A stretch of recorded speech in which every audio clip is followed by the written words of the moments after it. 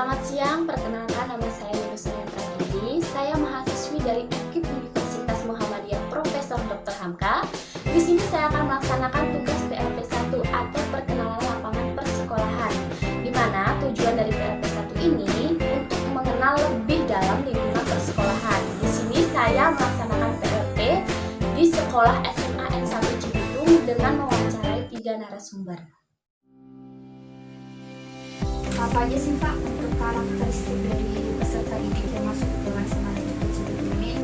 Yang pertama adalah dari satu secara kewilayahan gitu ya, latar belakang siswa kami di SMA 1 Cibitung itu dari segmen menengah ke bawah.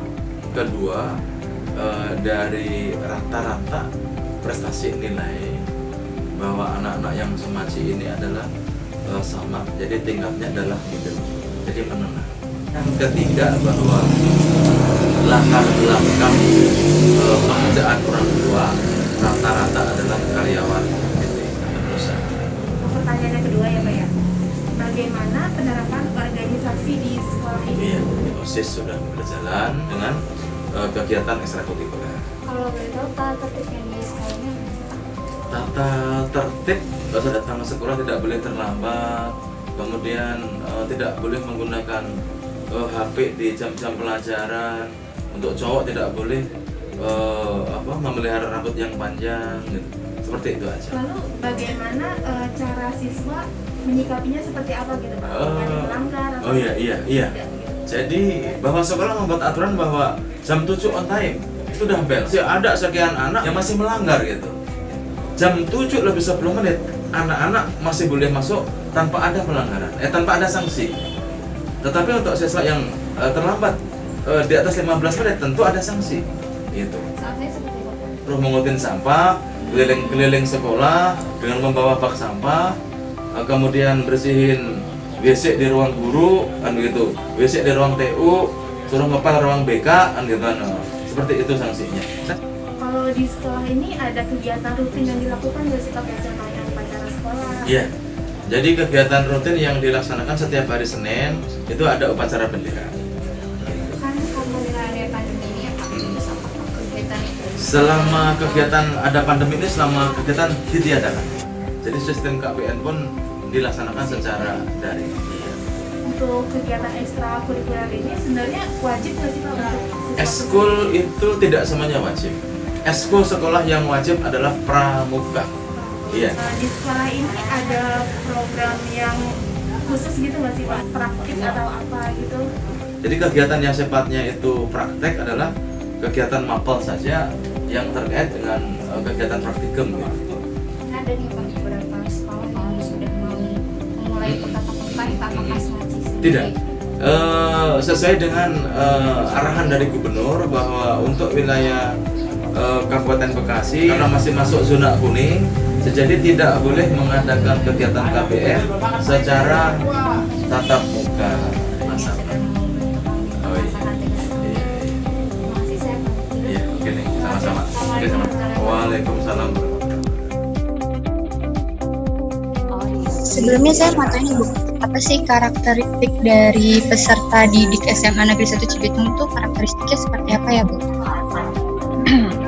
Karakteristiknya anak-anaknya sebenarnya lebih suka belajarnya itu mengeksplorasi ya. Mereka lebih suka biasanya belajarnya itu dengan cara eksperimen atau dengan cara demonstrasi juga mereka lebih suka dibandingkan kalau ceramah itu mereka agak cenderung pasif gitu. Kalau penerapan organisasi di sekolah sendiri itu seperti apa ya Bu?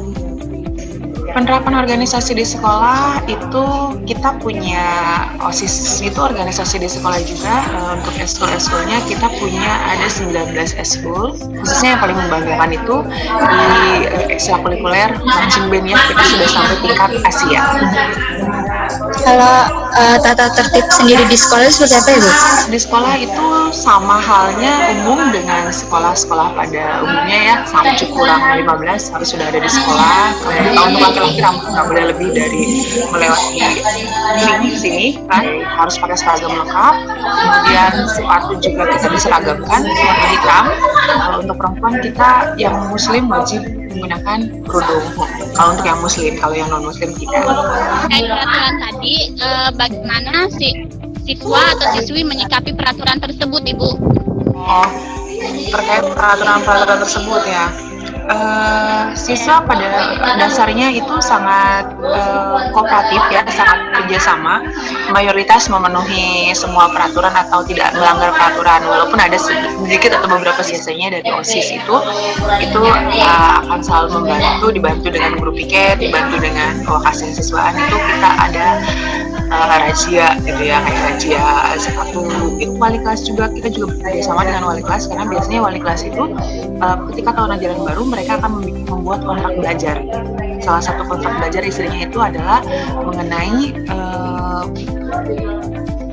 patuh terhadap peraturan-peraturan atau tata tertib yang ada di sekolah. Jadi itu salah satu cara kita supaya anak-anak itu mau mentaati tata tertib di sekolah.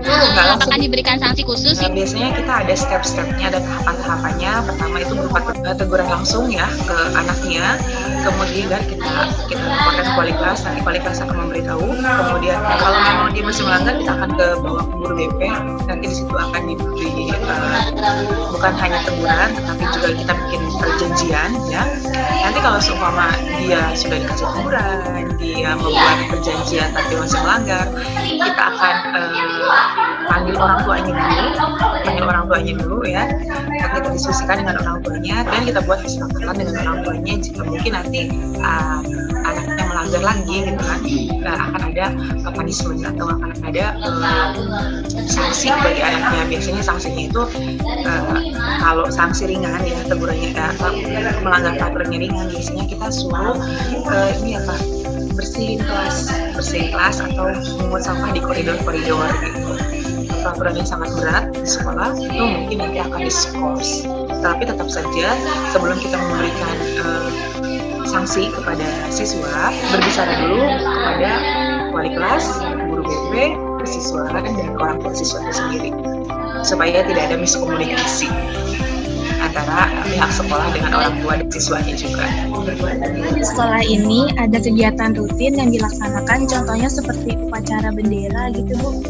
Dalam keadaan normal kita setiap hari Senin itu selalu melakukan upacara bendera. Kemudian hari Jumat itu kita melakukan kegiatan pramuka wajib, dan untuk eskul itu semuanya dikumpulkan di hari Sabtu. Di sekolah ini ada ekstrakurikuler, Bu. Kalau semisal ada, kira-kira ada berapa ya, Bu, ekstrakurikuler yang ada di SMA 1 Cibitung ini? Gimana sih, Bu, peminat dari masing-masing ekskul tersebut? Oke, 1 Cibitung ini ada 19 ekstrakurikuler. Yang paling dominan diminati oleh anak-anak SMA 1 Cibitung itu adalah marching band, paskibra, badminton, sama yang paling populer itu SOS. Seni tanggal. Apakah setiap siswa itu diwajibkan untuk mengikuti ekstrakurikuler? Kalau diwajibkan itu mengapa? Setiap siswa diwajibkan memiliki ekstrakurikuler, terutama pramuka wajib. Ya, pramuka itu memang diwajibkan, soalnya itu ada permennya ya, berdasarkan Permendikbudnya. Kalau di sekolah itu tuh ada program khusus yang diterapkan nggak, Bu? Punya budaya literasi, jadi setiap 10 menit sebelum pelajaran dimulai, kita itu baca Quran dulu. Baca Quran, ya, untuk yang muslim baca Quran, itu setiap hari 10 menit sebelum belajar dimulai. Guru Bahasa Indonesia itu punya program untuk literasi juga, jadi membuat sinopsis novel atau bacaan, buku bacaan buku mereka membuat sinopsisnya. Setiap anak itu minimal satu semester itu harus membuat satu sinopsis dari buku yang dia baca. Selama pandemi ini kan mungkin dari proses pembelajaran biologi sendiri, mungkin ada kendala nggak sih, Bu, selama proses pembelajaran daring ini? Yang terkendala itu praktikumnya. Nah, kan biologi itu kan harus ada pembuktian ya. Kalau untuk praktikum sederhana mungkin masih kita bisa siasati dengan cara praktikum sendiri di rumah, tapi kalau untuk praktikum yang butuh bahan kimia khusus, pintar gurunya gitu untuk menyiasati ganti praktikum yang ini tuh harus seperti apa, atau gurunya yang sangat terbiasa untuk masa pandemi ini. Kalau untuk proses belajarnya kita masih bisa siasati dengan banyak aplikasi ya. Cukup sekian pertanyaan dari kami. Sebelumnya terima kasih banyak. Kurang lebihnya mohon maaf. Wassalamualaikum warahmatullahi wabarakatuh. Nah, pertanyaan yang pertama, di sini kakak ingin menanyakan bagaimana karakteristik umum peserta didik yang ada di sekolah. Kalau misalkan semacam ini perempuan dan laki-laki satuin. Terus untuk pertanyaan yang kedua, di sini kakak ingin menanyakan juga bagaimana penerapan organisasi yang ada di sekolah Manci ini. Ada OSIS atau organisasi siswa intrasekolah, dan penerapannya kalau dilihat memang cukup baik dari tahun-tahun sebelumnya. Di tahun penerapan sistem kerja OSIS baik. Pertanyaan yang ketiga di sini, apa saja sih peraturan maupun tata tertib yang ada di sekolah ini? Yang pasti kita itu sekolah itu masuk gerbang jam 6:15 dan harus pakai seragam rapi. Kalau misalnya ada yang melanggar itu, apakah ada sanksi? Sanksinya dia bakal dengan halaman sekolah, walaupun nggak semua tapi kan lah. Ya, terima kasih. Bagaimana siswa maupun siswi itu menyikapi peraturan yang sudah ditetapkan oleh sekolah tersebut? Bagian murid sudah menyikapi dengan baik ya Kak, peraturan dibuat oleh guru. Cuma memang masih ada beberapa murid yang masih ngelanggar lah, tapi memang nggak banyak, hanya beberapa aja. Apakah ada sanksi khusus bagi siswa maupun siswi yang melanggar peraturan tersebut? Mungkin sanksi khususnya adalah pemanggilan orang tua ke sekolah sih. Pemanggilan orang tua itu tersebut udah dilaksanakan, terus mereka melanggarnya lagi, terus apa yang dilakukan oleh siswa tersebut? Biasanya samperin sama gurunya ke rumah, samperin orang tuanya, baru setelah itu ada keputusan siswa ini mau diapain. Berarti guru ambil berat ya tentang peraturan tersebut. Apakah di sekolah ini tuh ada kegiatan rutin yang dilaksanakan gitu? Contohnya kan upacara. Kegiatan rutin mungkin setiap tahun kita ada, selain upacara bendera, ada upacara hari besar nasional, sama kita mungkin ada acara-acara lomba kayak 17 Agustus di sekolah. Apakah di sekolah ini ada eskul? Terus kalau boleh tahu, semisal ada nih, ada berapa jumlah ekstrakurikuler? Mana sih peminat dari masing-masing eskul tersebut? Kalau di sekolah ini total eskul itu ada 18. Itu nggak bisa ngeratain satu sama yang lain. Jadi ada yang eskul ini banyak, ada yang eskul ini cuma sedikit, ada yang eskulnya nggak punya kuota sama sekali. Tahu apakah setiap siswa diwajibkan untuk mengikuti eskul di SMA 1 Cibitung? Kalau diwajibkan enggak Kak, karena sebagian siswa, masih banyak siswa yang memang nggak punya eskul. Berarti nggak ada ini ya, yang namanya ekstrakurikuler yang diwajibkan, mungkin seperti ekstrakurikuler pramuka mungkin yang waktu itu pernah diwajibkan untuk tulis siswanya. Ya itu sempat diwajibkan, cuma karena peminatnya pun yang masuk kayak latihan-latihan itu jarang, jadi nggak ada. Terus kalau misalkan ini dari SMA Negeri 1 Cibitung sendiri, ada nggak sih program yang secara khusus dibuat sama SMA tersebut untuk para muridnya, mungkin seperti sholat duha berjamaah atau program-program khusus lainnya gitu, ada tidak? Kalau program kita tadarus Al-Quran setiap pagi, terus kita sholat duha, pokoknya sholat wajib sekolah itu kayak sholat zuhur sama sholat asar itu dilaksanakan di sekolah. Oh itu aja. Kalau mungkin praktik-praktik dari sekolah sendiri pernah nggak? Kita kemarin kelas 12 lumayan banyak praktik, apalagi juga biologi.